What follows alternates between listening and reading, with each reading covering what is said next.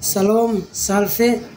Perkenalkan, nama saya Yungkir Boimao dengan NIM 241555034. Prodi Informatika semester 2. Saya mahasiswa Institut Teknologi Albert Vonai. Video ini saya buat untuk memenuhi salah satu tugas ujian akhir semester mata kuliah pengolahan sinyal digital. Di sini saya akan menjelaskan apa itu MATLAB dan kegunaannya. Yang pertama, pengertian MATLAB. MATLAB adalah sebuah bahasa dengan high performance, kinerja tinggi untuk komputasi masalah teknik. MATLAB mengintegrasikan komputasi, visualisasi, dan pemrograman dalam suatu model yang sangat mudah untuk pakai di mana-mana. Masalah-masalah dan penyelesaiannya diekspresikan dalam notasi matematika yang familiar.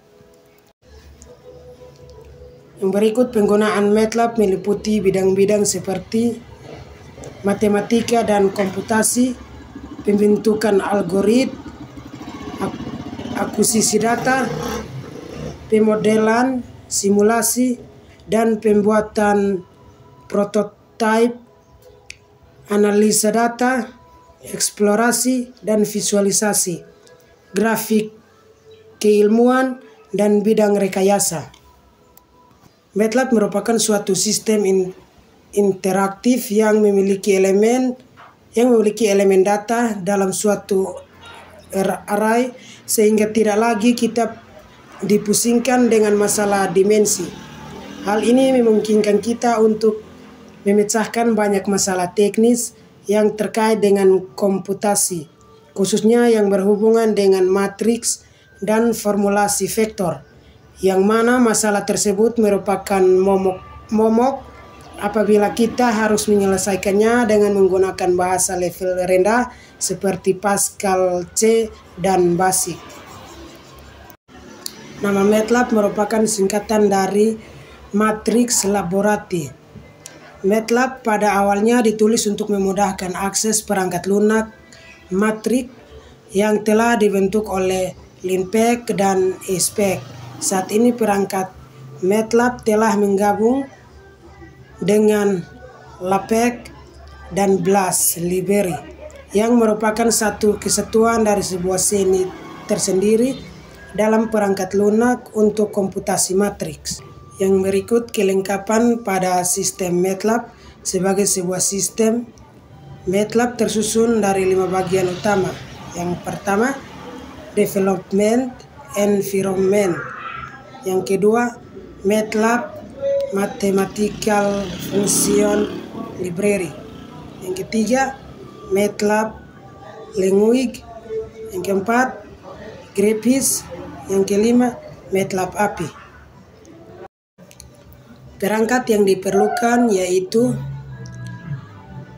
yang pertama, PC yang dilengkapi dengan perangkat multimedia, soundcard, mikrofon, speaker aktif atau headset. Yang kedua, sistem operasi Windows dan perangkat lunak MATLAB yang dilengkapi dengan toolbox atau DSP.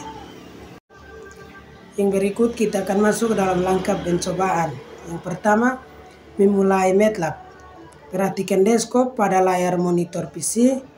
Kita mulai MATLAB dengan melakukan double clicking pada shortcut icon MATLAB.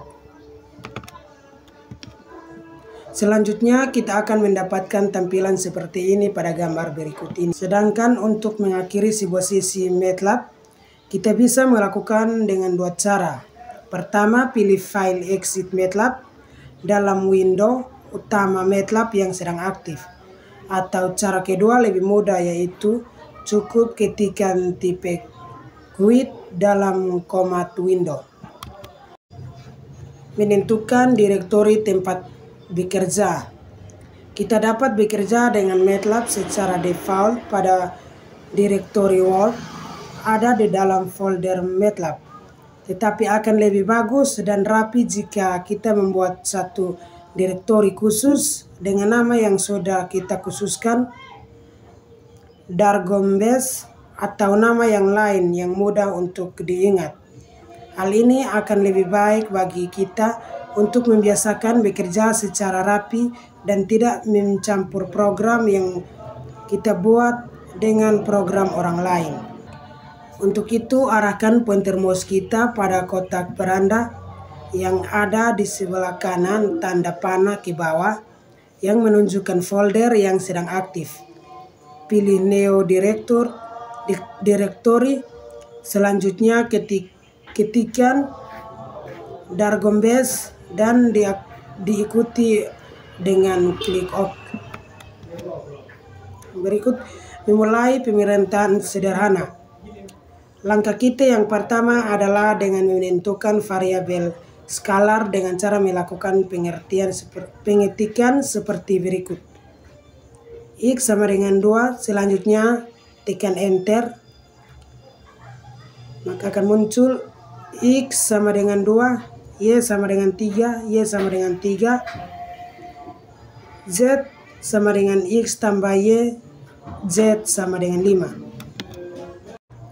Di sini kita mulai dengan mendefinisikan dua buah vektor, yaitu vektor X dan vektor Y. X sama dengan 1, 2, 3, X sama dengan 1, 2, 3. Selanjutnya ketik Y1 sama dengan 4 dan ulangi untuk Y2 dan Y3. MATLAB menggunakan integer positif untuk indeks array. Elemen pertama adalah Y1, elemen kedua adalah Y2, dan seterusnya. 0 atau bilangan negatif tidak diperbolehkan untuk indeks array. Sedangkan sekarang kita jumlahkan keduanya. X tambah Y sama dengan 5, 7, 9. Dan sekarang hitung inner product. X kali Y sama dengan 32. Jawabannya adalah 1 kali 4 tambah 2 kali 5 tambah 3 kali 6 sama dengan 32. Catat bahwa Y adalah transpose pada Y dan merupakan suatu vektor kolom. Untuk memeriksanya, ketikkan perintah berikut. Y sama dengan 4, 5, 6. Cara lain pada pengkombinasian dua vektor adalah dilakukan melalui perkalian elemen demi elemen. X kali Y sama dengan 4, 10, 18. Catat periode sebelum perkalian simbol. Sekarang kita dapat mendefinisikan suatu matriks A sama dengan 1, 2, 3, 4, 5, 6, 7, 8, 9. Catat bahwa matriks tidak diulang kalau kita menggunakan semikolon. Kita sekarang kalikan A dengan transpose dari X. A kali X sama dengan 14, 32, 50. Sekarang kita harus mentranspos X untuk memenuhi perkalian suatu matriks pada suatu vektor kolom. Matrik-matrik ini dapat dilakukan satu sama lain antara mereka. B sama dengan 1, 2, 3, 4, 5, 6, 7, 8, 7, 6, 5, 4. A kali B sama dengan 32, 32, 32, 32, 71, 74, 77, 80, 110, 116, 122, 128. Sekarang coba kita melakukan penjumlahan antara A dan B. A tambah B, error using. Tambah matriks dimensions must agree. Baiklah, kita tidak dapat menambahkan suatu matriks 3 kali 3 dengan matriks 3 kali 4, dan MATLAB akan mendeteksi dimensi yang dismat dan selanjutnya memberikan pesan error. Sekarang kita cari cara lain untuk mendefinisikan matriks dan vektor. Sebagai contoh, suatu matriks 0 dengan dimensi 3 baris dan 6 kolom dapat dinyatakan sebagai zeros dalam kurung 3,6 sama dengan 3 baris 6 kolom. Tentu saja jika kita tambahkan suatu titik koma setelah zeros 3,6, jawabannya tidak akan ditampilkan di layar monitor kita. Angka pertama 3 menunjukkan jumlah baris, sedangkan angka kedua 6 adalah jumlah kolom. Kita dapat pula melakukan hal yang sama untuk menampilkan angka 1 seperti berikut. 1 dalam kurung 3,6 sama dengan 1. Pendefinisian vektor-vektor besar.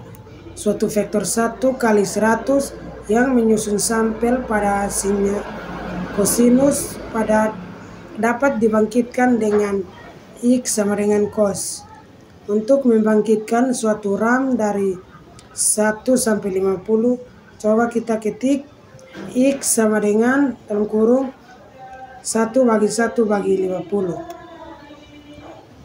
Bilangan kedua mendefinisikan step kenaikan dari 1 sampai 50 untuk membangkitkan suatu fungsi RAM pada 1 sampai 50. Coba berikut ini. Ketika kita tidak memasukkan angka kedua pada perintah di atas, maka secara otomatis reval step kenaikan ditetapkan bernilai 1. Kita bisa juga secara khusus mendefinisikan suatu rentang nilai pada X sebagai berikut.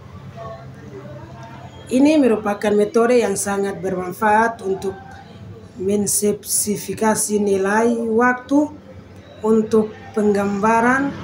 Sebagai contoh, ditetapkan interval sampling dalam contoh di atas adalah 1 detik. Selanjutnya, kita dapat mendefinisikan seperti berikut. Salah satu kelebihan dari MATLAB adalah kemudahan dalam mengolah grafik, sehingga kita tidak perlu kesulitan untuk melihat suatu respon sistem. Misalnya pada kasus melihat bentuk sinyal dalam domain waktu, kita cukup mengikuti langkah berikut. Sekarang ketikkan time X sama dengan cos, plot X label, Y label. Ini akan menghasilkan gambar seperti berikut. Sedangkan cara untuk menampilkan sederetan nilai fungsi waktu diskrit adalah dengan menggunakan perintah stem. Dari contoh deretan perintah, coba kita rubah beberapa bagian dengan perintah berikut. Stem, X label, Y label. Apakah hasilnya seperti berikut?